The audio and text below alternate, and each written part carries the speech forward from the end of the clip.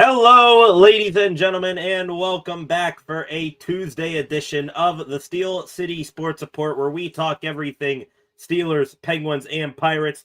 I am your host, Brady Vini, and we got some action here on this snowy Tuesday. The Pittsburgh Steelers making some moves after getting just absolutely embarrassed again on home field at the hands this time around to the Buffalo Bills just a little over 48 hours ago. What those moves are, we are going to start the show off talking about here in a moment. After that, we'll get into what we were going to lead the show off with today. Initially, that being Mike Tomlin's press conference, the Steelers head coach, doing his whole spiel, talking about last game, looking ahead to the next game, injury updates, yada, yada, yada, stuff like that. Fans, I'm sure, very eager to hear some of the excuses he has cooked up for why the Steelers lost that game. But he actually said something today that left us all sort of confused. I guess if you can't explain why the team lost, you might as well confuse the fan base, and at least one of Tomlin's comments certainly did that. After that, we will also get into what went down last night in Philadelphia on the other side of the state, the Pittsburgh Penguins taking on the Flyers, the Keystone rivalry, and the rivalry, it did not disappoint. The Penguins in that game did a whole lot of good, especially one guy who is owning that franchise, has always owned it, and always will. What went down in that game, we will talk about.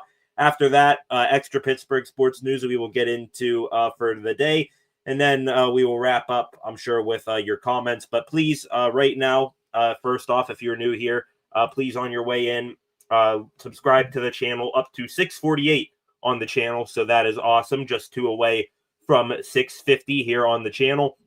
Also, turn on notifications in the comment section. Leave any thoughts, questions, or opinions that you may have on anything that we talk about today. And there is a lot that we will discuss here today. Also, like this live stream, share this live stream, and on Facebook, Instagram, and X, go give the channel a follow there at Steel City SR, and tune back in later tonight for SCSR 60. Already got comment, 2 comments actually in the comment section. Regular returning viewer on here. Concepts. Hope everyone is doing well, having fun clearing snow today. Indeed, doing well, having fun clearing snow. Not really my thing there, Concepts. I did do some snow clearing a couple of hours ago because, snowstorms hitting Pennsylvania this time of year. I'd rather be outside cutting grass, to be honest. I think pushing snow is pretty miserable, but hey, you got to do what you got to do.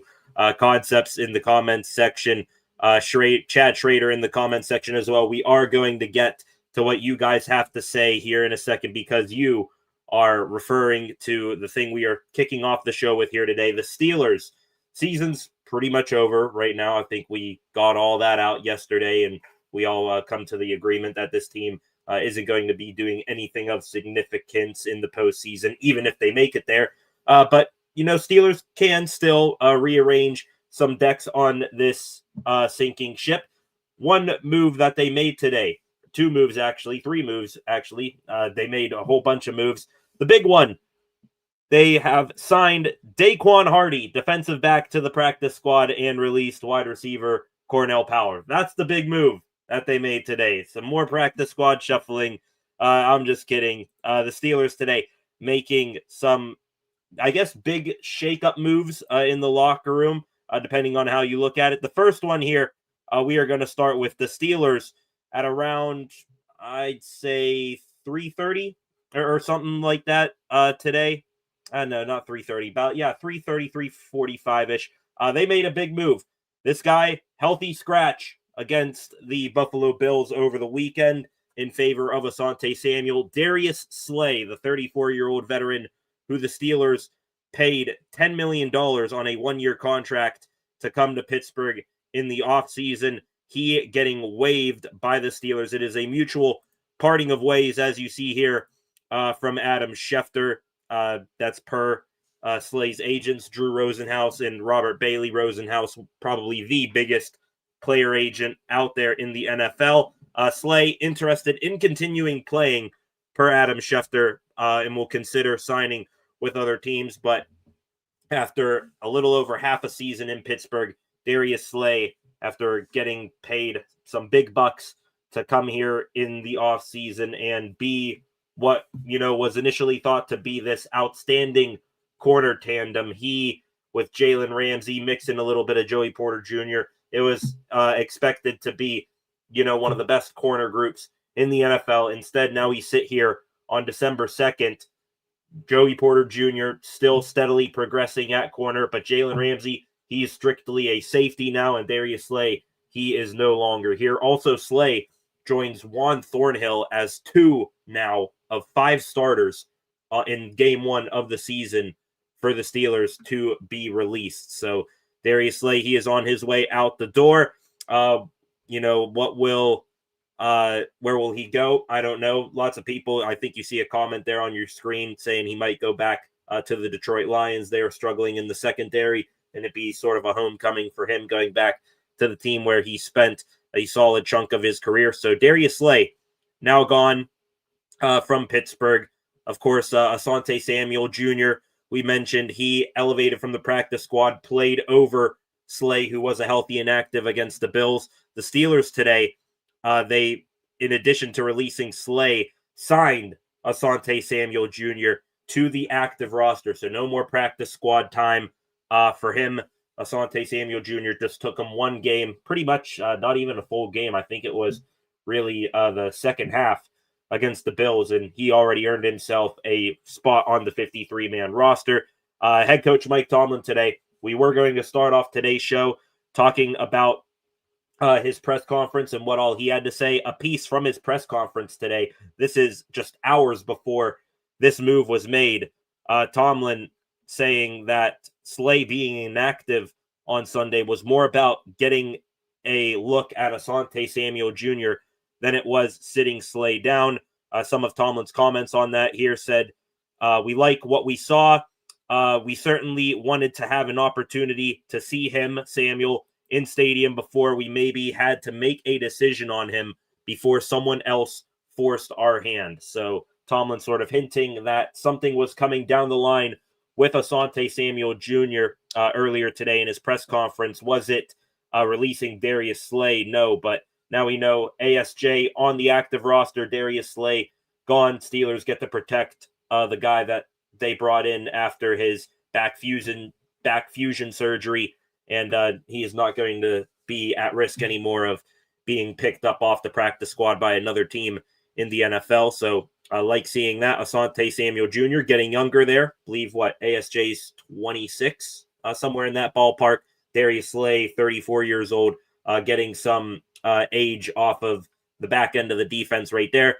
But then talking about subtracting age from the roster, the Steelers, they had to go out and just put that age right back on the record, because now they have brought in another wide receiver. This one actually, I say the season's over and I say this team's beyond helping, but hey, at least they finally brought in a guy that can do some things for you with me. A guy do some things for you. A guy who's been linked to this team before. I guess it's better a year or two late than never. Adam Thielen, he is now a Pittsburgh Steelers. The 35-year-old wide receiver, I believe, asked for his release or waiving from the Minnesota Vikings a couple of days ago. Vikings granted him his wish. Now the Steelers claim him and his contract off of Minnesota.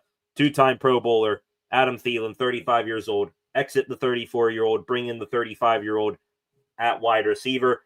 Thielen is on the 53-man roster. By the way, this year, Thielen, 11 games with the Vikings, went back there after a short while with the Carolina Panthers. 8 catches on the year for 69 yards, no touchdowns. So sounds like his production so far this season is just about on par with what the other Steelers wide receivers have done so far this campaign. At this point, looking at Thielen, can't hurt. I mean, Steelers have been linked to this guy for, 2 years now, I would say.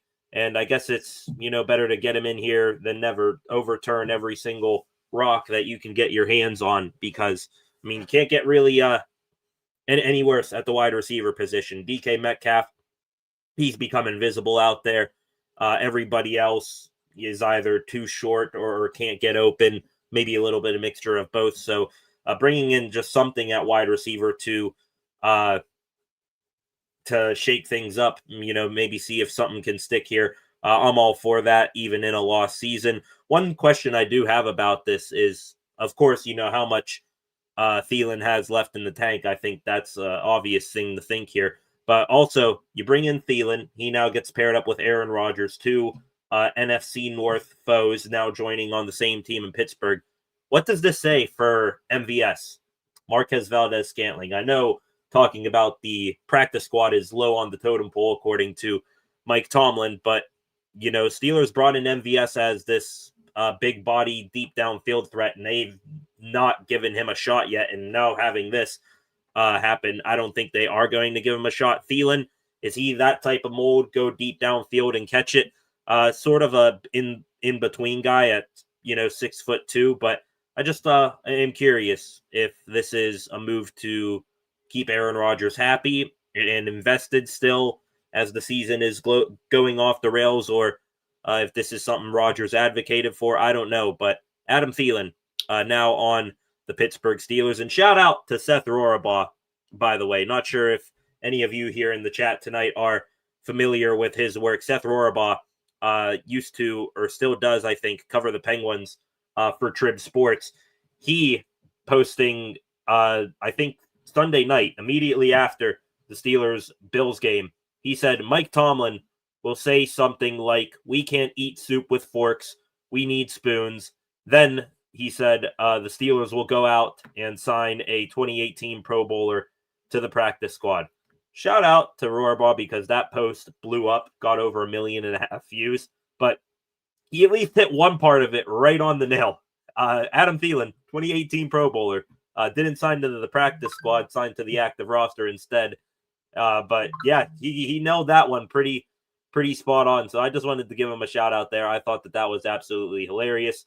But the Steelers today, is this season saved? No, not by any stretch of the imagination. They are still in the purgatory now, leaning towards hell, which is where they are at 6-6. But hey, at least we are seeing them shake some things up to at least pretend like they're trying. Darius Slay, who was an absolute train wreck here, $10 million down the drain. All he did here was either get burned or get hurt. And I don't mean that as any disrespect to him, because he is he was a great corner, I should say, for most of his career, but clearly went way over that hill into decline.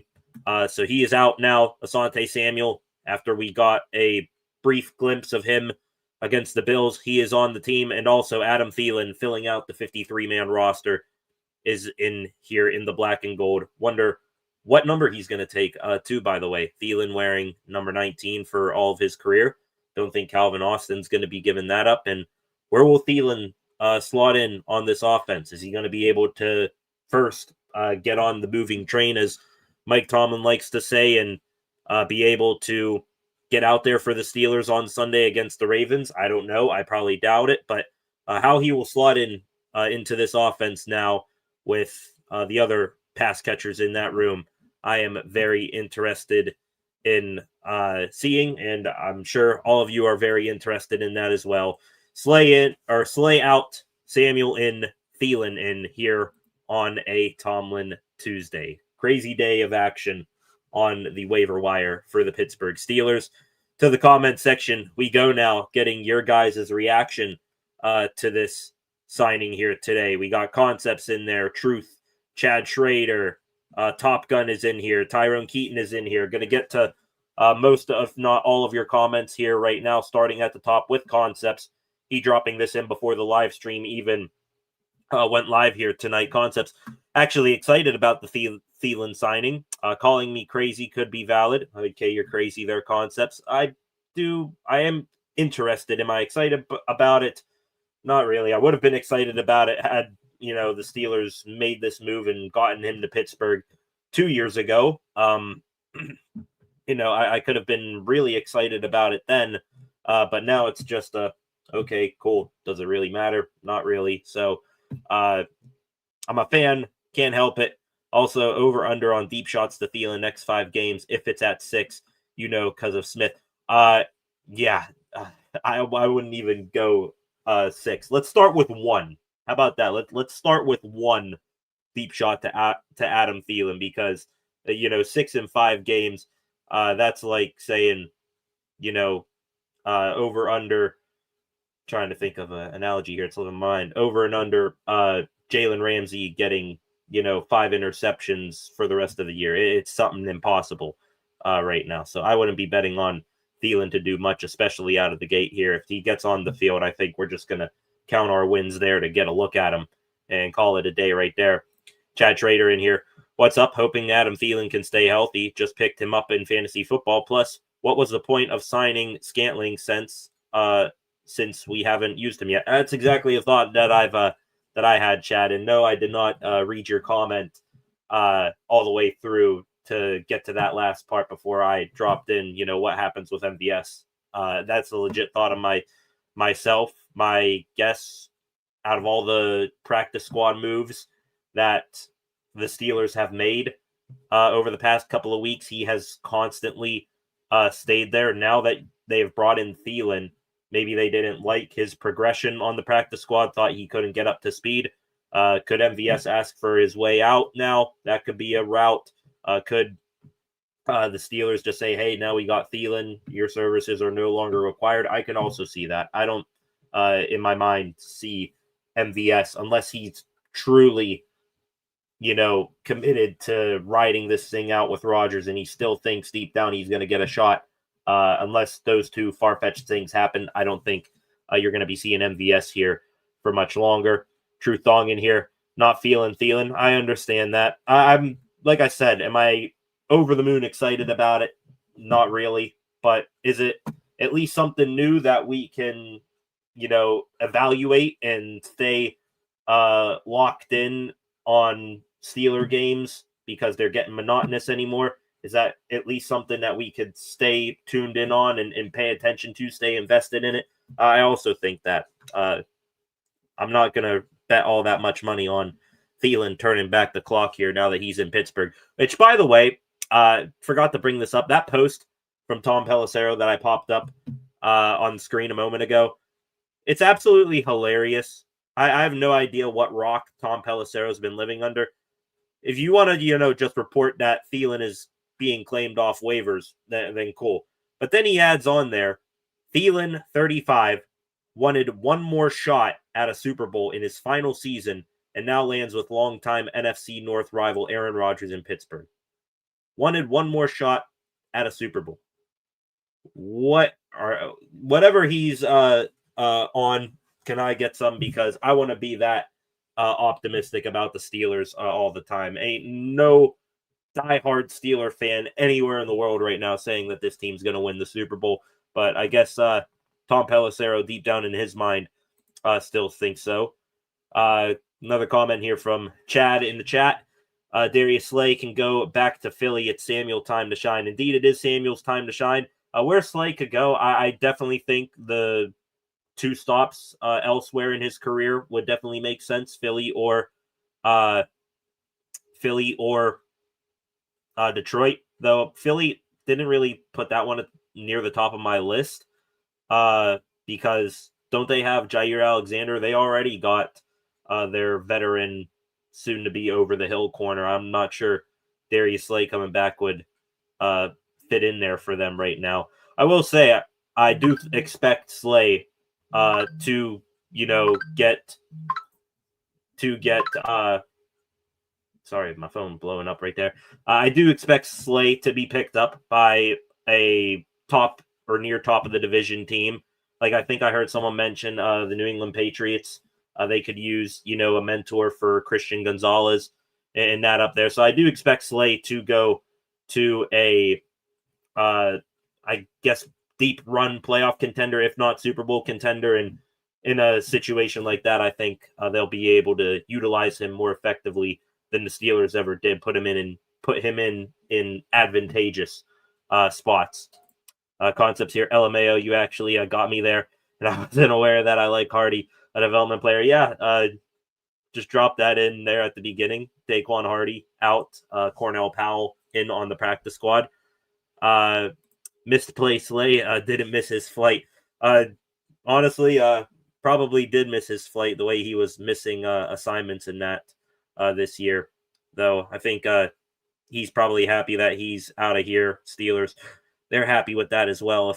If I had to guess, mutual parting of ways is what was reported. True Thong in here. Chuck Clark is history too. Yeah, I think if you want to take bets on another DB that's going to get released or waived this season, I take a good bet on Chuck Clark. You got Jalen Ramsey, Kyle Duggar back there. If another safety gets let go of somewhere or someone on the practice squad wows you, then maybe you can bring him in there to replace Clark. He is not impressed at all either. Sante Samuel, very poor tackler.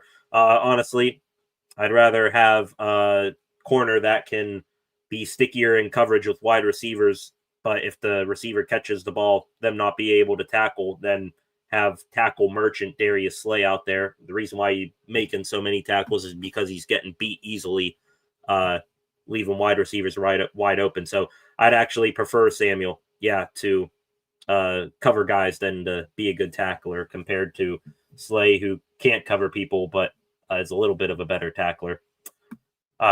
Comment here from Top Gun. Welcome in, Top Gun. Mediocre Mike needs to go. Bottom 5 defense last 5 years now. Bottom 5 defense with top 5 payroll. Don't forget to add that in there, Top Gun. Have not won a playoff game since 2016, pushing a decade now. Players get better after they leave the Steelers. It's all terrible scheming, period. Very valid point there, Top Gun. Scheming been an issue. I think players are finally starting to get fed up with it. Still in my mind, that sort of biting of the tongue comment from Patrick Queen last week saying, we got beat. It's tough for players to cover 2 guys because of the scheme. His comment was somewhere in that range. So, yeah, you make some good points there. Crazy. We're now reaching a decade since a playoff win here in Pittsburgh for the Steelers. And I also saw another post. I forget who it is that put it out there on Twitter, so I apologize. I believe Tomlin, 18 years on the job here in Pittsburgh, and he only has 4 seasons in which he had a playoff win. So you're talking about this long streak that the Steelers are on right now. It's also not that rosy or even before this streak as well. So, lots of badness to go along with Tomlin right now. He under fire. We're going to get into his press conference today and a really odd quote that he had here in a minute. Tyrone Keaton in here. Like the sign in release of Bum Slay. Seems like tons of Steelers fans are sort of, impartial to it because they really think and believe that it doesn't matter, but don't hear anyone out there, complaining about the release of Slay, at least. True Thong, at least it's our hell, our dumpster fire. Always will be a Steeler fan, even with crappy Tomlin hire. I agree there, Truth. This sort of middle of the road season, another one that the Steelers are having, even though it looks worse than the ones before it. That is good seasons for other teams. Like you look at the Carolina Panthers right now, where Thielen used to play. They're 6-6 right now. They are probably feeling really good about that record. Meanwhile, us here, it's hell. It's purgatory, which is our hell. But hey, maybe 6-11 to end the season here, and then maybe that's sends you down the rebuild hole here, and maybe you can get better from that. Flacco in here. Welcome, Flacco. I like Thielen, but he's not fast. Good route runner, good hands, extremely old, though. I'll be quiet for the rest of today. I don't think he will improve us. He thinks we're a playoff team, at least. Don't need to be quiet the rest of the day, Flacco. If you want to get any thoughts in there, you can keep them on coming. Not fast, but good route runner with good hands. Isn't that kind of the mold that the Steelers were looking for at the trade deadline? Now Thielen's past his prime, so that's a minus there. But Steelers were looking for that type of guy at the trade deadline. Guys like Jacoby Myers and Rashid Shaheed, those types of guys. Maybe Thielen can fill that role a little bit now. Good hands. I would love to have that in a wide receiver right now, because how many times in the past 2 games alone have we seen wide receivers just have balls clank off their hands incomplete? That's really starting to get frustrating. Hopefully Thielen can help buck that trend. Let's go here again. Tyron Keaton, like the DB room. I do now a lot better with Asante Samuel filling in full time for Darius Slay now. Hopefully James Pierre's all right and is going to get out of the concussion protocol. Mike Tomlin said that is where he currently is here today. F the Ravens from Concepts, referring to Flacco there and what he does. Stephen A. ripped Tomlin. I did see Stephen A. Rip Tomlin. Everyone's been ripping Tomlin in the Steelers lately. Stephen A. Smith, Dan Orlovsky, Mike Tannenbaum, Rex Ryan. Everyone's been ripping the Steelers, and maybe it's finally those national media heads, which they always used to defend Tomlin all the time. Maybe they're starting to wake up and realize, oh crap, this guy's pushing a decade without a playoff win, and his team quit on him last year, and they're quitting on him already this year. So maybe they're finally opening up their eyes. True Thong here. Wouldn't be shocked if the Steelers beat the Ravens. Then we're screwed with more mediocrity. Honestly, would not be shocked if that happens there, Truth. I'm not going to say the Steelers are going to lose this game, because every single Steelers-Ravens game, it is always wacky, and you never know what's going to come of it. So definitely not going to roll out a Steelers win, even though they look like hot garbage right now, because that's just how weird AFC North games are, especially between these two teams. They would beat the Ravens, though. Then you're probably looking at, I'd say, if you want to go down that route, you might see the Steelers alternate wins throughout the rest of the year. They'll beat the Ravens, then they'll lose to, who is it, the Lions or someone. Then they'll beat the Dolphins or something, lose to the Browns, and then they'll beat the Ravens when they'll be sitting some JV players probably at that time, because they'll win more games than the Steelers down the stretch. And that'll probably be it. Another 9-8 season. Trying to map out in my head how we'll get there, but we'll definitely get there, I believe. 12 of you in here right now here on this Tuesday, where the Steelers decided to make some waves, letting go of I'm not sure if you would say all-time great, but one of the best of his generation defensive backs for a pretty solid wide receiver who cut out a nice career for himself. Some other smaller moves made in between there. Gonna switch things over here to what we were going to start this live stream off talking about today, that being the Mike Tomlin Press Conference. Coach T coming off of another terrible showing by his team with terrible coaching, terrible on-field performance, just everything just terrible and steaming piles of crap right now as this team. Lots of people wanted to know what Tomlin would be saying here today in his press conference. You see him right there. Doesn't that look right there just say it all? No, he sort of got clipped here, but just looking down, completely defeated. That sounds about right for where the Steelers are right now. Tomlin, of course, started off his press conference today. I'm going to buzz through what he said quickly. Mentioned the Bills game, saying that the Steelers played 30 minutes of acceptable football, and then we didn't do what we needed to do in the third quarter in any phases of play. I see two truths and a lie right there. We didn't do what we needed to do in the third quarter. That's definitely true. I believe the Steelers had 8 plays of offense for 3 yards. They didn't execute in any phases of play. That is way, way true as well. The lie, though, played 30 minutes of acceptable football.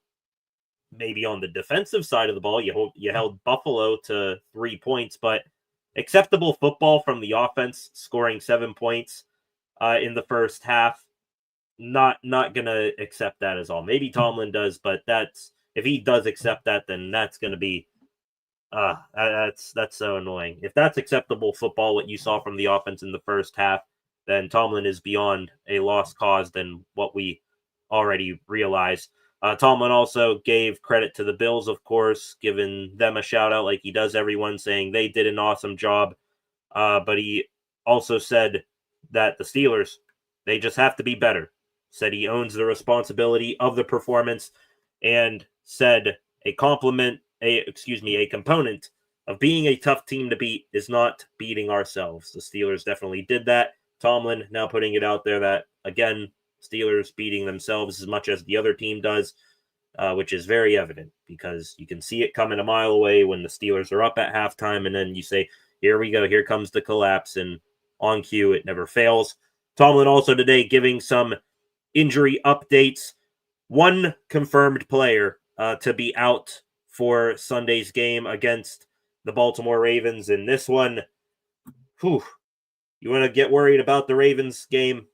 Time to get worried. Derek Harmon already for the second straight week being ruled out on a Tuesday with his knee injury. Remember last week, the Buffalo Bills and James Cook, Ray Davis, Josh Allen, they ran for 249 yards on the Steelers. But you go back to last year, the Ravens, in their, I think, second regular season game, they ran for 220 yards on the Steelers. And then in the wild card game, nearly 300 yards on the ground. I think just 1 yard shy at 299 between Derrick Henry and Lamar Jackson. If Derek Harmon is as big of a component and cog in the operation of stopping the run as what he's quickly appearing to be, then Derrick Henry, God help us, because he might run for 300 yards and run the ball all the way back to Baltimore. No Derek Harmon, Steelers in trouble again. In trouble again, looking to stop the run here on Sunday. Also, Mike Tomlin said that Patrick Queen, who left Sunday's game against the Bills with, it was initially reported to be a lower back injury, then it was reported to be a hip injury. Now it's a glute injury. Tomlin saying Queen is questionable with a glute, so he pulled his ass. And corner James Pierre, of course, in concussion protocol, got knocked out against the Bills. Those two men questionable. All others that are banged up and bruised, they will be limited early in the week, including Aaron Rodgers, but he is expected to play. More from Mike Tomlin on the Ravens game upcoming. Said, of course, the Steelers will be zeroing in on Derrick Henry. You better commit, like, everyone eyes on him at all times now with no Derek Harmon if you want any hope and a prayer at stopping the run. Tomlin said the focus is on Derrick Henry. Also added that the Ravens have very talented pass catchers, Zay Flowers, Rashad Bateman, DeAndre Hopkins, those types of guys. Tomlin also gave credit to the DBs of the Ravens as well. Still gushes like he has every other year of his career over Marlon Humphrey, and gave a shout out to Nate Wiggins, Kyle Hamilton, those guys. On to the Q&A portion of Tomlin's presser from today. This is probably the most interesting quote that he's dropped in a press conference all year. Again, someone, not sure who, in that room brought up again what Tomlin feels or what it was like for him to hear the fans at Acrisure Stadium Sunday night to chant for his firing. Started the answer with a smile and then said, in general, I agree with them. Pause. In general, I agree with them. Fire Tomlin. Yeah, I agree too. Yeah, fire me too. Tomlin wants out, confirmed, I guess. I mean, I'm going to take that as that way. I mean, I think what he means is I agree with their frustration. He said that on Sunday night after the game, but you're asked what it's like to hear fans say he has to go. In general, I agree with them. Remember that whole thing from Diana Rossini and Josina Anderson from late last week saying that there's a long-term NFL coach looking to find their way out of their current situation? I think we can, put above 50% now that might be Mike Tomlin, because fans calling for your firing and you're going to, instead of, refer back to what you said Sunday, I agree with their frustration, just say, yeah, I agree with him. I should be gone. Just thought that was really weird. I don't know if he didn't understand the question correctly or something like that, but just found that funny and amusing. More from Tomlin, his comment on that question. Football is our game. We're in the sports entertainment business, and so if you root for the Steelers, entertaining them is winning. And so when you're not winning, it's not entertaining. And if you've been in this business, you understand that. And so I respect it. I share their frustrations. There it is there. I understand what makes this thing go. Winning is what makes this thing go. Should have highlighted the I share their frustrations and agree with them. You should have put that in your first sentence. You should have opened with that instead of just saying, yeah, I agree, I should be fired. Just thought that was pretty funny there from Tomlin. More from Tomlin on what he had to say today. May agree that he should be going elsewhere sometime soon. Did not agree with the idea of changing the coaching staff, though.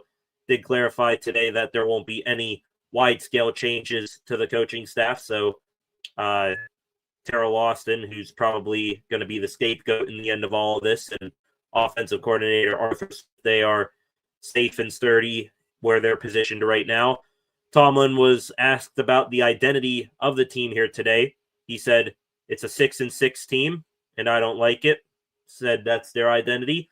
Should have added on there.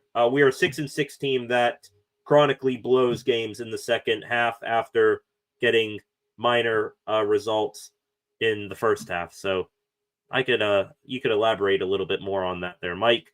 On to the players part of this. Tomlin said Aaron Rodgers came off the field Sunday with his nose cut injury.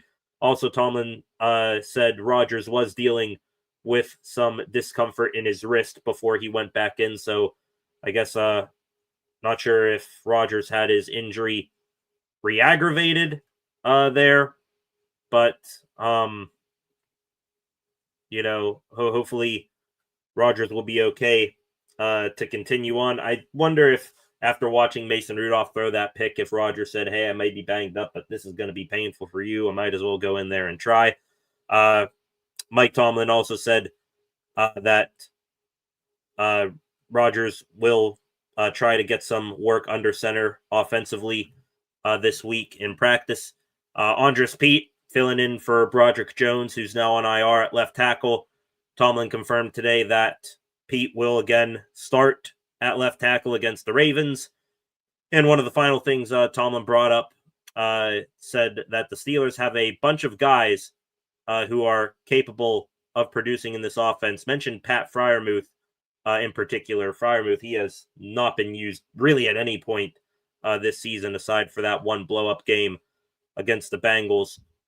Tomlin saying the ball didn't bounce his way a week ago, but he certainly is a viable option for us and one that's strongly considered as we work this week. Might want to tell Arthur Smith that, because I'd rather, see if Pat Freiermuth has anything in the tank than watching Jonnu Smith out there again lined up to run a route, or, tell Arthur Smith put in more Jalen Warren because Kenneth Gainwell can't gain a yard. Which, by the way, saw that stat from Matt Williamson for Steelers Nation Radio. Did not see this until today.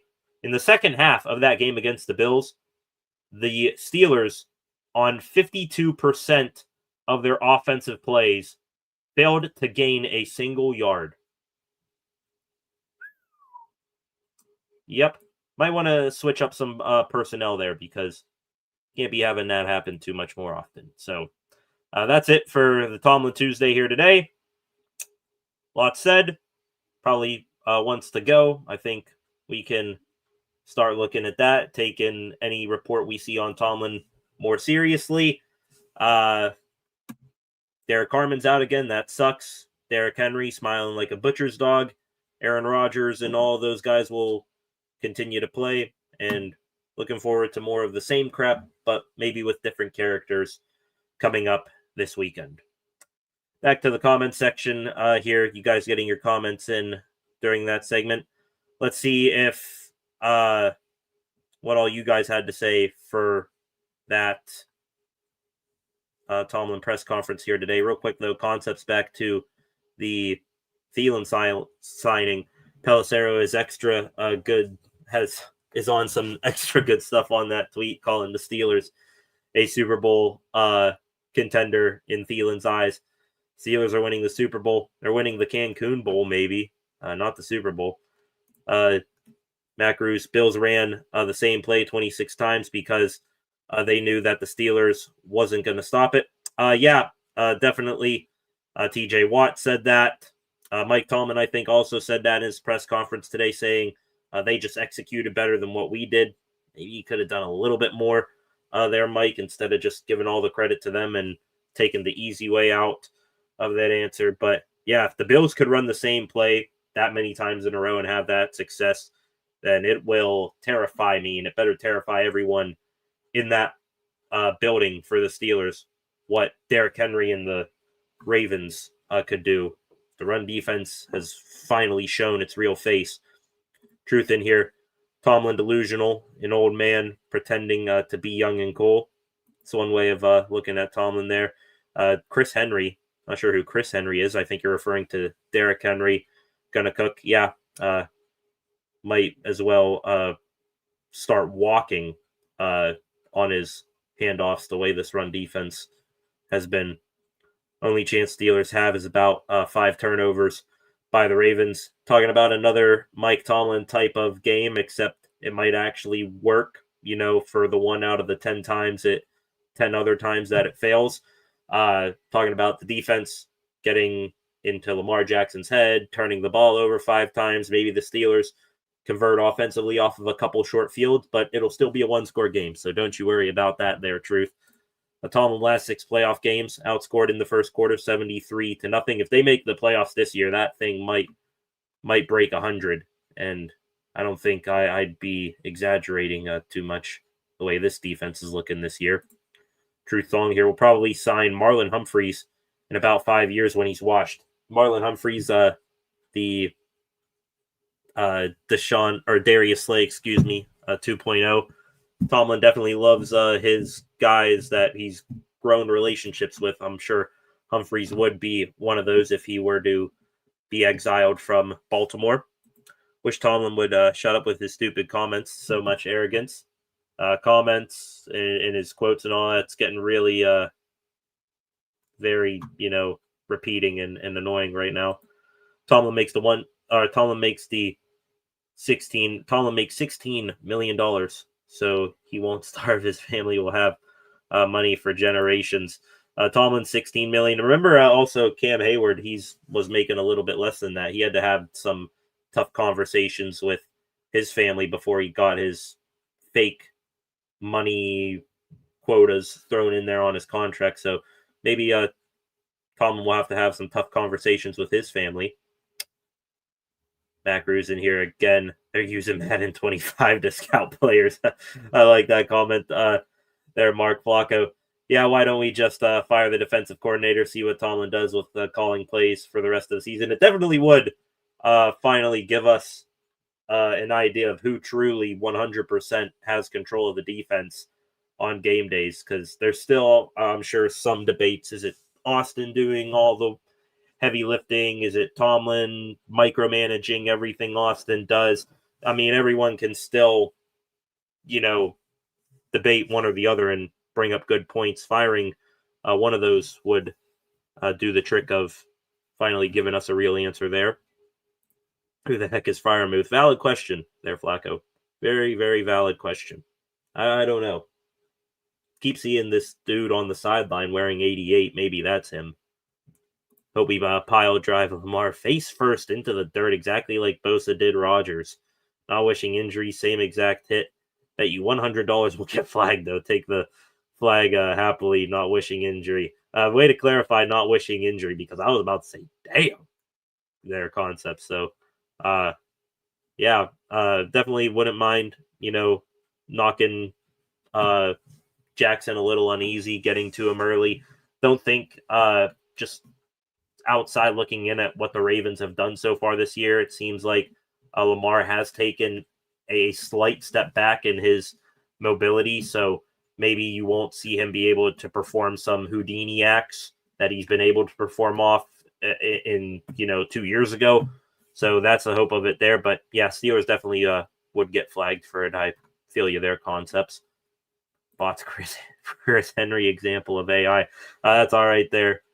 I understand what was going on. I think it's going to be Keaton Mitchell. We're going to have to watch out for the Lightning to Derrick Henry's Thunder. If Keaton Mitchell beats us just like Ray Davis, then I will rage quit and lose my mind, because can't have dude from East Carolina beating you and stuff like that. Be really annoying there. 15 of you in here right now. Welcome to the live stream. On your way in, please hit that subscribe button and turn on notifications so that you never miss a thing here on the channel. Also, leave a like, share, and leave a comment in the comment section. Real quick, scrolling through Twitter, seeing if we have any new news on what has gone down. Seeing a picture here of the Steelers, a Steelers logo on a retirement home. That's both funny and sad, because it is very accurate. Very, very accurate. The unction, again, we'll call it. See here if there's any new news on this. The Steelers have any more moves in them today? If so, get them out of your system right now. Hang on here. Actually, we do got something. Monitoring everyone's favorite Ravens kicker, Justin Tucker, the Indianapolis Colts waiving kicker Michael Badgley they are working out Justin Tucker. So guess they're saying, hey, maybe we can get a Adam Vinatieri type guy who's old, might be a little past his prime, bring him in here. They love their old kickers there in Indy. Indeed, Flacco is right. 2 more for 650. So the 14 of you in here, again, please hit that subscribe button. Truth here again. This run defense sucks. Casey Hampton must be rolling over in his grave. No, don't put Casey down. Don't put him in there. Please. You leave Casey Hampton alone. He can see that the defense is bad. Thought Y.A. Black was going to be a Casey Hampton type guy. Just big old mountain right there in the middle of the D line, but yeah, that ain't working. Okay, ladies and gentlemen, about 50 minutes or so into live stream here tonight. Hopefully not as long as a stream as yesterday was, getting all of our feelings out on the Steelers. Gonna switch gears here for a second over to some hockey. We do have, out of all the things that's going on in Steelers land here today, we do have some Pittsburgh Penguins hockey to talk about, and a hell of a game from the Black and Gold last night in Philadelphia, Pennsylvania. The Pens and the Flyers in the Keystone rivalry. Game 2 of this rivalry of the season, both of them in Philadelphia, where you remember game 1 of this rivalry was, I think, late October, and that game the Pens lost in a shootout, but it was sure fiery in terms of the hate on the ice. The Penguins looking to avenge that loss last night, and they tried to do so with some lineup changes that we talked about last night. Rutger McGroarty, Boko Amama called up from the minors. They slot into the lineup. Connor Clifton for some grit and sandpaper on the defense as well. The Pens last night, they did start things off with the Flyers, picking up where they left off. Things got a little chippy. Garnett Hathaway, a high hit on Blake Lizotte, cuts his face. Lizotte then gives a bit of a spear to the crown jewels, if you know what I mean. So that really got things going. Halfway through the first period, though, the Penguins, they got on the board, and you know who it was. It is a man who has owned the Flyers since day one when he walked into the NHL, and he continues to renew his ownership year after year. Sidney Crosby getting the Pens on the board early in this one, just going to the front of the net, knocking home a loose rebound there. The Penguins then, they did get into a little bit of trouble. 2 penalties made it a 5-on-3 with 4 seconds left on the 5-on-3. The Flyers scored with a wrist shot from Tyson Forster. Same time as that goal there for Flyers, the Penguins also had a delayed penalty call. Chris Letang high sticking a Flyer player in front of the net. So the Pens went back on a 5-on-3 penalty kill. They were thankfully able to kill off the remainder of that of those penalties. So they did a good job there. Then a little bit later on in the second period, the Penguins, they got going again and again. Owner Sidney Crosby of the Philadelphia Flyers gets his second goal of the game on the power play. Just more magic from this guy. I mean, anytime you guys want to go bet a hockey game, if the Penguins are playing the Flyers, you want to get easy money, put it down on Sidney Crosby because he is their boogeyman. They keep booing him for some reason. They keep booing him. They keep poking the bear. And no matter how many times the bear bites them in the ass, they don't learn from their mistakes. So Sid, he is still riding high right now. Going to get into some of Crosby's stats and what he is on pace to do here in a matter of moments. Penguins, after that Crosby goal that broke the deadlock, they just pulled away for the rest of the game. Brian Rust on the power play again found himself over near the left face-off dot, was able to roof one on the goaltender, Dan Vladar. On to the third period, Penguins were able to hold things down defensively. Tommy Novak with a goal for the Pens there made it 4-1. Kevin Hayes, former Flyer, found himself on a breakaway. Absolute beauty of a backhander. Made it 5-1, which turned out to be the final score. All around, the best performance that we have seen from the Penguins in well over a month. The month of November, the whole thing was just absolutely horrendous. It took the Penguins one night, the first night of December, to have a better performance than what they did throughout an entire month. So good on them. The Flyers, they looked just absolutely disheveled last night. They looked like they weren't, they didn't even have a chance to win that game. Pretty much the only production they did, Sean Couturier, a longtime Flyer, doing the biggest bitch move, which this is kind of a no-no, unspoken rule in hockey. He's longtime veteran in the NHL. One of the scrums, I think, at the end of the second period, he goes after 18-year-old Ben Kindle, gives him a left jab to the face. Like, what are you doing? That's weak. That's weak sauce there. You know, picking on the teenager. Yeah, real big, tough guy there. Same thing with Trevor Seagrass. He's still on my shit list for what he pulled the last time these two team met. He tried to do some sort of head pump fake on Connor Clifton. Clifton wasn't buying it. He's still a pansy as well. Just utter dominance from the Penguins last night in their 5-1 win. And I told you I was going to come back to this guy, the most dominant player, I think, in the history of hockey against the Philadelphia Flyers, Sidney Crosby. Get this. You will not hear a probably crazier stat for the rest of the season for the Penguins, except for maybe if in the next couple of days, Sidney Crosby passes Mario Lemieux for most points in Penguins history. I believe he's 7 points, I think, away from that mark. Anyways, this stat last night absolutely blew me away. Sidney Crosby, this is including all players to ever play for the Philadelphia Flyers. So included in this stat is Flyers players all time. There are only 38 skaters in NHL history that have more goals at the Flyers arena. Now it's known as a Xfinity Mobile Arena. Then it was known as Wells Fargo Center. Only 38 skaters have more goals in that building than Sidney Crosby. And Crosby only goes there twice a year. I'm sure most of those 38 skaters are Flyers, but Crosby is 39th in goals in that building, and he's only there for 2 times a season. Absolutely insane.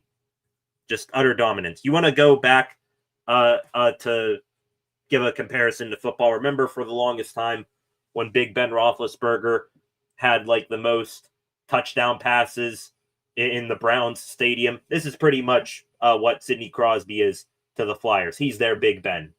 So he's the Big Ben to their Browns. It's just insane what this guy does. He's already Superman when he's out there on the ice, but he just, for some reason, finds another god-tier level against this team, and it's always a joy to watch.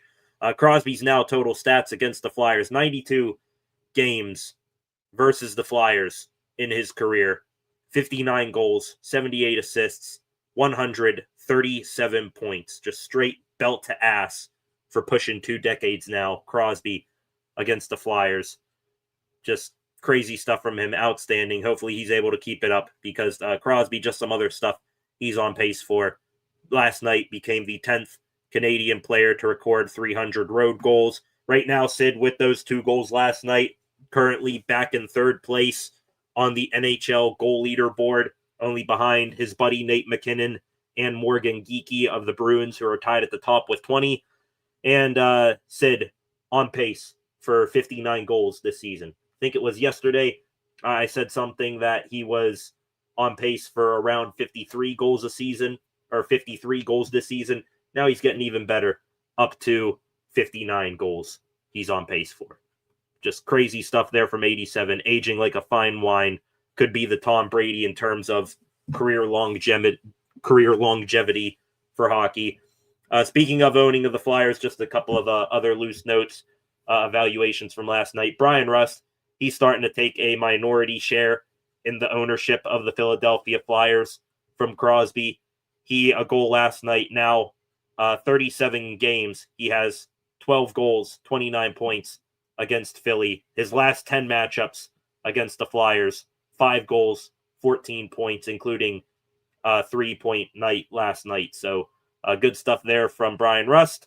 The kid line I liked. Penguins' 3rd line, Ville Koivunen, Rutger McGroarty, Ben Kindle. McGroarty, I think at 23 years old, he is the oldest on that line. I like seeing that kid line out there.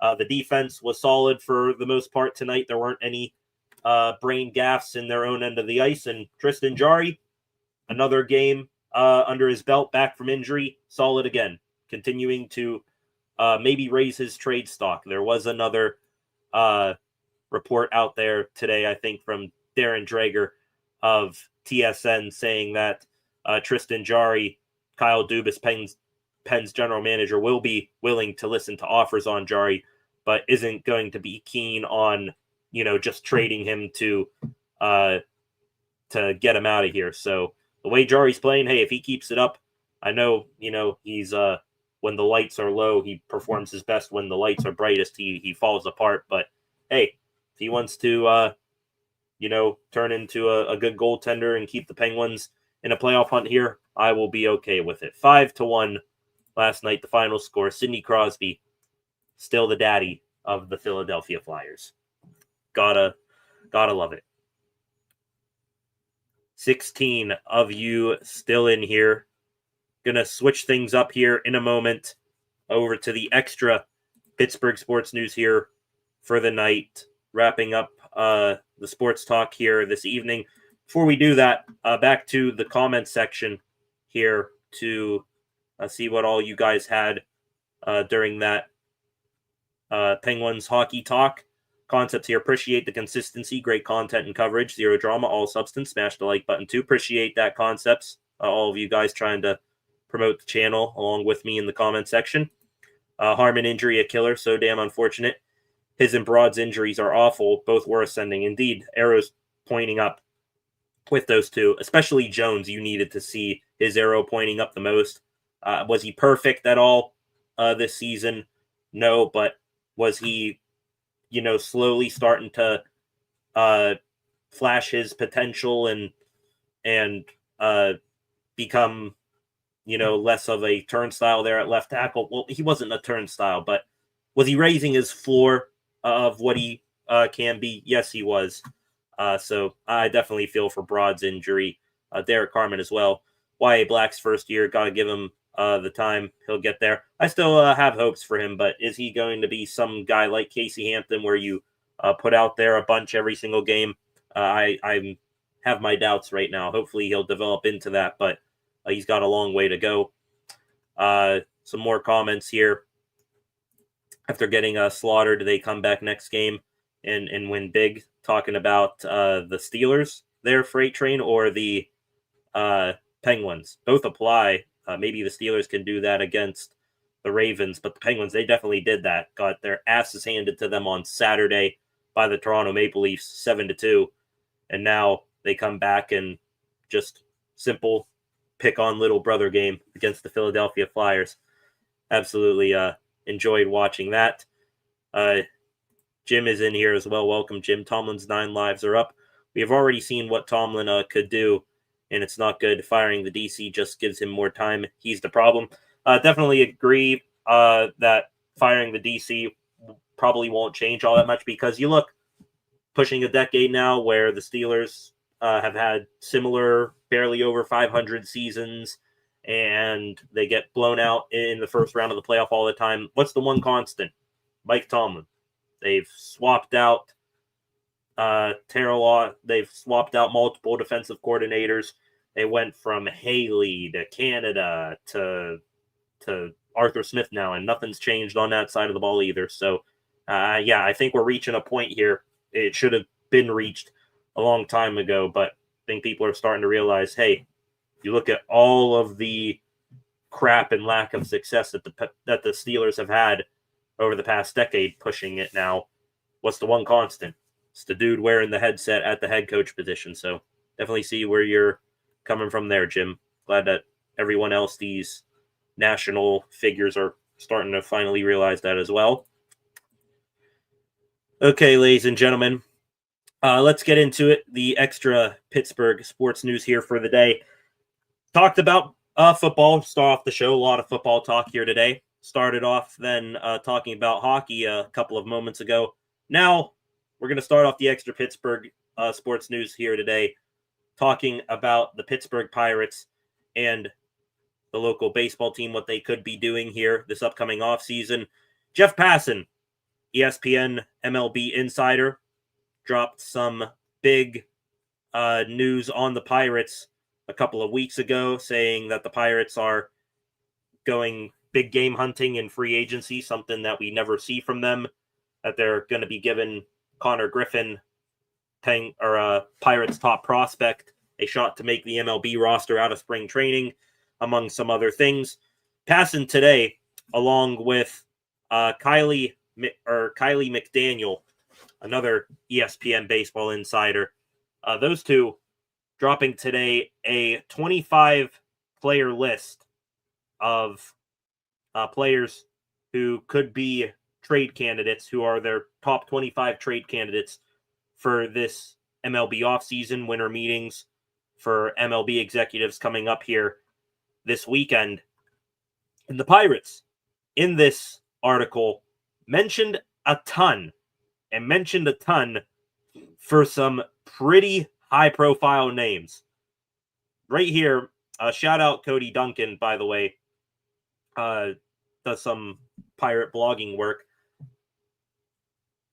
All of the names that the Pirates are linked to in this article, outfielders mainly, and corner infielders for the most part. Some guys on here, I am salivating at the idea if the Pirates can land them. Top ones here that I'm looking at, outfielder Jarren Duran. He is one of the names listed here. Outstanding, speedy, multi-positional outfielder for the Red Sox. Got some bats from the left side as well. Pirates have been linked to left-handed bats all off season. Could you imagine an outfield with Jarren Duran, O'Neal Cruz, and Brian Reynolds? You'd finally be looking, and dare I say that this is crazy talk. You would not believe that I'd be saying this was a straight face going back a couple of years. You add Jarren Duran, you're all of a sudden looking at an outfield where Brian Reynolds is probably the weakest link out there. I would love to get Jarren Duran. Will he get traded? Who knows? Will it be to the Pirates? Probably not there. Some other names here that I really like. Alec Boehm, third baseman for the Philadelphia Phillies. Has some all-star potential in him, though I think he's coming off of a down year in Philadelphia. Would love to add him at a corner spot in the infield. If you're going to bring up Connor Griffin, if you're the Pirates, my thoughts on that, going to be putting an 19-year-old kid in the infield at a very important spot. I want someone who is going to be an everyday veteran beside him on that side of the diamond. Alec Boehm definitely fits that mold. Wouldn't mind putting him there to, give some stability to the left side of the infield in case Griffin struggles out of the gate. Some other names mentioned here: Stephen Kwan, speedy former All-Star left fielder for the Cleveland Guardians. Brendan Donovan, infielder, second baseman for the Cardinals. He's been mentioned to the Bucks before this. Wilyer Abreu, another corner outfielder for the Red Sox. Yandy Diaz, first baseman. Fans have been dreaming of him to the Pirates for a solid year now. He's with the Tampa Bay Rays. Will he finally get moved? Who knows? And just some other guys on here. CJ Abrams. That one's probably the least likely here because he's young for the Washington Nationals. He'll cost a fortune, but most importantly, he'll be a bit of a roadblock for Connor Griffin. So I like seeing all of these names here for the Bucks. These these name brand names on here at high value positions, and the Pirates finally being mentioned among them. Will they pull one of these big fish out of the water? Who knows? Also in that article, Passan mentioned Mitch Keller. Passan, I believe a couple weeks ago, said Keller is going to aggressively be shopped by the Pirates. He put the percentage that Keller gets traded at 60%, named the Texas Rangers, Houston Astros, LA Angels, Sacramento Athletics, and New York Mets as landing spots for Keller. One team he did not mention there that he did mention that as a team that's aggressively looking for pitching, the Arizona Diamondbacks. They are going to revamp their pitching staff, but number 3 player on the trade candidate list by Passan and McDaniel, second baseman Ketel Marte for the D-backs. It's not going to be, 1-for-1 Keller for Marte straight up, but maybe you add on a little sweetener with a prospect or two. Talk about getting a veteran for Connor Griffin on the left side of the infield. Wouldn't be all that bad to get him a veteran partner to turn double plays with in Ketel Marte. I mean, that would be sick. If you could somehow get Ketel Marte and Connor Griffin as your middle 2 infielders, I will do my best because I can't do it. I will do a backflip in this room if that would happen. So that is where our latest update on the Pirates stands. Keller most likely going to be gone, but the Pirates in on multiple name brand players that could be traded. Onto the free agency side of things, though, you had another MLB insider, Mark Feinsand, today put out there that Eugenio Suarez, third baseman for the Seattle Mariners, he named a perfect free agent match for the Pirates. His projected market per Spotrac 2 years at $30 million. Wouldn't mind him as well. If you're not going to go out and trade for a guy like Alec Boehm or or I don't even know what other third basemen are available right now. I'd sign Eugenio Suarez, coming off a season in which he mashed 49 home runs, getting up there in age. But hey, power's power, and you can use it in this lineup. And you could really use finally adding a spot out there on the field that requires power. You can finally use a player that actually has power to fill that role. Last two things here related to the Pirates here today. This one would be a headline if it was a slow news day. Alex Stumpf covers the Pirates for MLB.com. He just yesterday putting out there in a Reddit that due to frustrations on both sides, he does believe that Andrew McCutchen's time here in Pittsburgh has again come to an end. He said both sides are leaning towards no return after another frustrating season. Honestly, Kutch, 38 years old now? I mean, by his standards, took a bit of a step back with the bat, though the offense was so bad around him that he still was probably one of the better bats in the lineup. Honestly, I think we could see this coming. You had a good read the past couple of off seasons that, oh yeah, Kutch will be back on a 1-year deal because the Pirates aren't going to go big shopping in free agent waters to replace him. But now Kyle Schwarber, Ryan O'Hearn, those types of guys, they're being mentioned to the Pirates.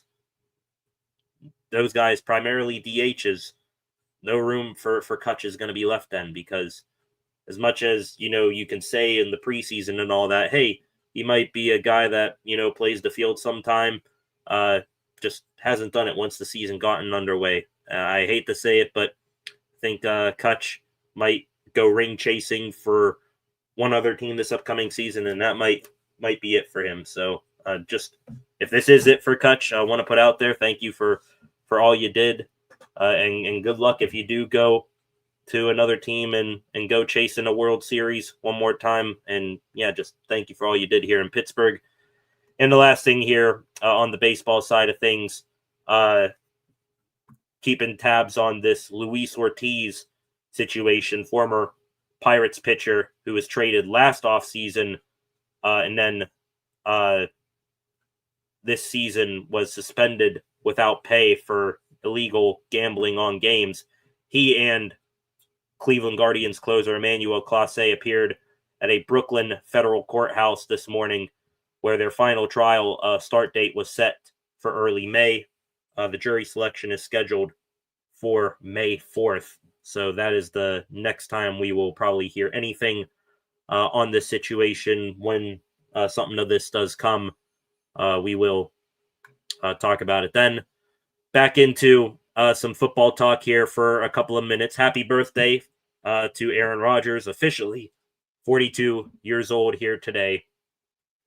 Lots of people are going to probably make jokes at that, but still going to give a shout out to one of the all-time greats. Here's your happy birthday gift. Have a 35-year-old Adam Thielen. Mentioned earlier, Asante Samuel Jr. taking the spot of Darius Slay. Samuel and Thielen filling out the Steelers' 53-man roster. ASJ's dad, though, Asante Samuel Sr., taking a shot today at DK Metcalf, which Samuel, I think he's been getting a little bit more vocal about the Steelers now that his son plays there, but he's not going to sugarcoat anything by the sounds of it. Asante Samuel Sr., ASJ's dad, wonder if Metcalf will approach the new Steeler in the locker room about this. Asante Samuel Jr.'s dad, AS Sr., Metcalf, he's a non-factor. He is most of the problem. At the end of the day, Aaron Rodgers needs someone to throw to. He's used to having elite receivers that can suddenly get open. DK Metcalf can't provide that for Aaron Rodgers, and DK Metcalf is the reason that Aaron Rodgers is looking so old, because he keeps trying to throw to DK. He is not even getting an ounce of separation, especially when he's going at going against press coverage. Aaron Rodgers continues to try to look his way and then makes everything look terrible and old and outplayed and outdated. Woof. Talk about the dad of one of your new players just throwing your top wide receiver under the bus. Honestly, did make some valid points there. Metcalf having a rough season, has had some drops, some issues, getting separation, contested catches. He hasn't been using his size to his advantage in those situations. But I see where he's coming from there. But to call Metcalf the reason that Rodgers, looks so bad right now, I wouldn't go that far. I do give a decent amount of credit to just Father Time catching up to Aaron Rodgers here. So, that'll be something to keep an eye on. Last couple things here on the Steelers. Keeping tabs on where former Steelers are circulating throughout the league. 2 Steelers from last year's team were on the practice squad at different times this season. They are now heading elsewhere. The New Orleans Saints today signing Beanie Bishop to their practice squad, former Steelers slot corner. Haven't heard much from Beanie this year. I think this is going to be his first opportunity on an NFL team since the Steelers let him go a couple months ago. Also, little brother Cleveland Browns, they once again picking up our scraps. They signing Mark Robinson to their practice squad. Maybe we'll see Mark Robb here later on this season when the Steelers and Browns face off again in Cleveland. And the last extra Pittsburgh sports news story here today, going back into hockey, mentioned yesterday how the future is looking bright for the Pittsburgh Penguins in their prospect pool. Will Horkov named especially. He lighting the NCAA college hockey world on fire right now, leading in goals and points. Horkov named to the USA World Junior Championship preliminary roster yesterday, and today is named the Big Ten first star of the week, because who else would it be besides him? So keep that name in mind. I'm serious.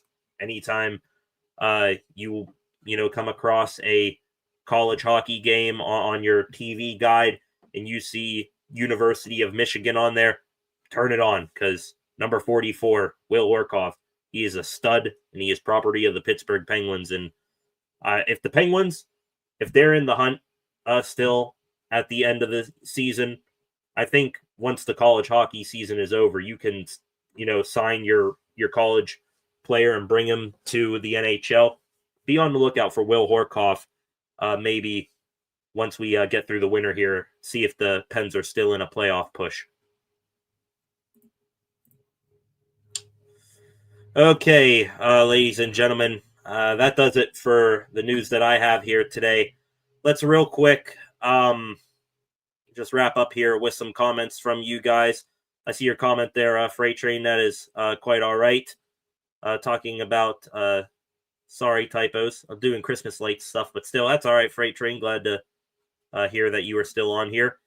True Thong, Drew Aller sucks. Hope we don't draft him. Honestly, though, Truth, Drew Aller, I might as well take a flyer on him, because I don't want the Steelers to be taking a quarterback high in the draft with this coaching staff in place. So Drew Aller in the 5th or 6th round, that might be the play that the Steelers make, because I don't want them to take anyone high, and I think they're going to take a quarterback at some point in this draft. Might as well make it a day 3 pick on a flyer like him. Will he pan out? Probably not, but better to take Aller in the 5th or 6th round than to take Mendoza. Well, not Mendoza. He's probably going to go first overall. Take a Simpson or a Dante Moore in the 1st round and have the Steelers coaching staff ruin him. I'd rather them ruin the 5th or 6th round pick than another first, honestly, their truth. Just to pay Keller. He is paid. Keller is under contract right now. I think he's going up to $18 million or something like that. But, the Pirates, if they're going to be big spenders in free agency, you always know that there's some sort of give and take with the Pirates. They're not gonna, all of a sudden add $40 million to the payroll without subtracting from it. And I think Keller, he's on pace to be that subtraction, get nearly $20 million off the books to spend your 40. Need an outfielder. Yeah, definitely need an outfielder. You're still going to have O'Neal Cruz out there in center. Brian Reynolds for now sticking in right field, but Tommy Pham, had him as your primary left fielder all of last year. He's free agent again. I probably, give Pham a call back, see what his market's like if you don't get a bigger star power, younger name, just because of how Pham ended his year. But yeah, definitely need an outfielder, and I would go nuts on here if it's Jarren Duran, because I've watched some, Boston Red Sox games more than I was expecting last year, and speed, outfield versatility, some pop with the bat, full package there, or as close to a full package that could be a reasonable get for the Pirates. Would love to have him. Truth here, Kutch, can't blame him, wants to win a World Series. I will not hold any gripe with Andrew McCutchen with whatever he does this offseason. If he retires, thank you for coming back, and through these past couple of painful years watching baseball, you at least were able to put on a nostalgia act for us, and we love a hero of the past like McCutchen. If he goes somewhere else ring chasing, I am going to root for him. The only sort of issue I'll take with McCutchen going somewhere else is if maybe I'll be the tiniest bit salty with him if it's one of the teams in division. But if he goes somewhere else to go ring chasing, then power to him. He deserves it. He absolutely does. Last comment here from Truth here. Pirates' fifth worst record in the MLB. Yeah, and the way their roster has been constructed, it has been consistently around that mark, and they want to go from fifth worst to maybe around the middle, which if you're around the middle, then you have a shot to make the postseason. They got to add some bats, and not just one. Not like you bring up adding an outfielder. Just adding an outfielder, it's not going to be enough. You got to add an outfielder. You got to add a third baseman, and probably even something else on top of that. You need 2 to 3 everyday consistent major league bats that isn't going to fall into the Pittsburgh Pirates slump where they hit 190 with a barely around 600 OPS. Yeah, you need multiple bats here to improve what's already here. Another comment here from Freight Train. Why they're trying to shop Keller makes no sense. Keep him and have a great pitching lineup. Thing with Keller is that he's going to be making a ton of money, so that's already a no-no for the Pirates. Can't have too many guys making big boy bucks. Also, Keller, I think the Pirates might be getting frustrated. This past season was his third straight year where he's had phenomenal first halves of the season, but then once, the All-Star break passes, he then falls apart, kind of like the team. So I understand if they move Keller. Would I like to see Keller stay? Yes, because you can never have too much of a good thing. But also, just thinking of probably what the Pirates were thinking here, you still got Paul Skeens, top of your order, and then you got Bubba Chandler, and then at some point, hopefully next season, Jared Jones. You're going to have those 3 young studs, top 3 in your rotation. Wouldn't make all the sense in the world unless you're the Dodgers or the Yankees to have your 4th best starting pitcher be making $18 million. So that's where I'm coming from there. Also, if they let go of Keller, Pirates right now, Skeens, right-hander, Chandler, righty, Jones, righty. You also got Johan Oviedo, who came back from injury last year. He's a righty. And Mitch Keller, he's a righty.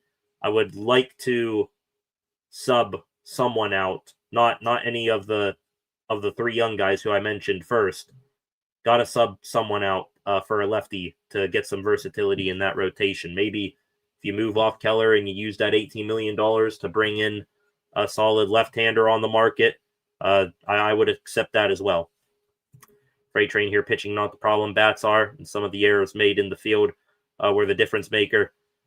Freight Train here, again, no team frustrates me more than the Pirates. Hey, welcome to the club there, Freight Train. Biggest love is the Penguins, oldest love the Pirates. Pirates fans desperately need a winning team. Like a camel that's been out in the desert for years. That oasis, we got to find it sometime soon. Al on the prowl here, picking up a New York Yankees fan vibe from you. At least you guys don't have Aaron Boone. Well, at least you guys don't have to watch the same terrible product. You actually have an owner that puts money into the team. So you can miss me with that whole Aaron Boone BS, because I'd rather have a crappy manager that, most years has his club making the playoffs than I would be stuck where the Pirates are right now with an owner that doesn't care but lining his pockets, and a general manager who can't identify talent, who can't identify his ass from a hole in the ground. And we're expecting those things to be better than having Aaron Boone. I don't think so. But back to your comment up here, Freight Train. Yeah, bats definitely do got to have them, but don't want to see Mitch Keller go. But if it results in maybe getting that second or third bat, then I got to make that trade-off, because I'd rather, still have Skeens in the rotation with bats than to keep Keller in the rotation and not have any run support again. Boone is the worst manager that has ever lived in the history of the MLB. That's a little exaggerating. What's not exaggerating is that we literally had one of the worst managers in MLB history. Derek Shelton, out of managers coaching over 700 games in their careers, Shelton, second most losses in that time span. So Boone, maybe the worst manager that you've ever seen for the Yankees, but certainly not in MLB history. We claim one of the top 3 worst managers in MLB history. You cannot take that one away from us there, Al. Okay, ladies and gentlemen, taking one last scroll here through Twitter. We're just talking about Pirates right now. Talking about the Pirates right now. Cody Ponce, former Pittsburgh Pirate relief pitcher, I believe he went overseas to play some baseball the past few years. He just 18 minutes ago signing a 3-year, $30 million deal with the Blue Jays. Good on him. Could the Bucks maybe have looked to bring him back? Yeah. Would Ponce want to come back to this hellhole? Probably not. This here from Jerry Dulac, confirming what we were talking about earlier. The Steelers, they are in no hurry to elevate or sign Marquez Valdez-Scantling from the practice squad with the addition of Adam Thielen. No kidding there. Don't see anything else here, so I think that might do it here. You want to talk about how bad the situation has been for Steelers wide receivers over the past couple of years. Steelers wide receiver 2 experiments from the past few seasons: Van Jefferson, Mike Williams, Calvin Austin, Roman Wilson, Robert Woods, Scotty Miller, Marquez Valdez-Scantling, Adam Thielen. Yikes. Wow, that's bad. Got to throw in Allen Robinson in there, too. This is a list from Andrew Filipponi. Throw in Allen Robinson as well. Got to mention him in there, too. Wow. What will happen first? The Pirates finally make the postseason, or the Steelers get a wide receiver, too? Do not have any clue which will come first. I mean that with all seriousness. Okay, ladies and gentlemen, I think that is just about going to do it here for tonight. Freight Train, last comments here. Hey, now, when it comes to sucking the worst, Pirates own that in the MLB. You damn right. You can't take that away from us. You can't rag on your own team, because who has it worse than the Pirates and Pirates fans? Nobody. Quoting the Harbaugh brothers right there. No one can take away how bad it is. We own it. We can complain about our team. You can't, especially if you're one of these upper market teams with payrolls consistently above $250 million. I don't mean to, be mean to you, Al, or anything. I hope that don't come across that way, but just spitting facts here, keeping it real. So, all right, ladies and gentlemen, that is going to wrap things up here on a Tuesday. Thank you all for joining me again here today. This was fun talking about what the Steelers did, adding Adam Thielen and Asante Samuel to the 53-man roster, cutting loose Darius Slay, reacting to what all Mike Tomlin had to say today, and reacting to what the Pittsburgh Penguins did last night, taking the Philadelphia Flyers to school once again. And I'm sure we are going to have some more fun throughout the week leading into Steelers versus Ravens on Sunday. So that is going to do things here tonight. Probably going to be back here again tomorrow night. We'll see what all news we have to talk about. Maybe more stuff on the Steelers. We'll get our first injury reports tomorrow on the Steelers, see who is limited and who is not practicing to start the week for the black and gold. All of that and much more we will talk about on here tomorrow. So for the final time, I want to thank you all for joining me here tonight. On your way out, subscribe to the channel, turn on notifications so that you never miss a thing.